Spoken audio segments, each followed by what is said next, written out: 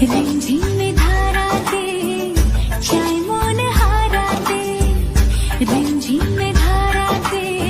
বৃষ্টির দিনে গ্রামের বাসায় মাটির চুলায় শাশুড়ির হাতের বিরিয়ানি খাইলাম।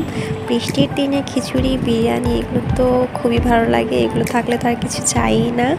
এখন আপনারা অনেকেই বলবেন যে আপনি থাকতে আপনার শাশুড়ি কেন রান্না করছেন। আসলে আমি রান্না খুব একটা পারি না, আর আমি রান্না পারলেও আমার শাশুড়ি আমাকে করতে দেয় না। আর যেহেতু মাটির চুলায় খেতে চাচ্ছি না, এই জন্য আমি তো মাটির চুলায় পারি না, এই জন্য আমার শাশুড়ি করলো।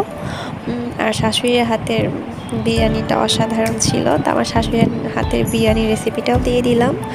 এই যে আপনার পেঁয়াজ, মরিচ, গরম মশলা দিয়ে নাড়ানাড়ি করে কিছুক্ষণ পর চালটা ধুয়ে রেখেছিল সেটা দিয়ে নাড়ানাড়ি করে আবার এর মধ্যে আপনার ঘি, এই ঘিটা আমার শাশুড়ি বাসাতেই উঠাইছিল, আর আবারও কিছু গরম মশলা গুঁড়ো দিয়ে দিল।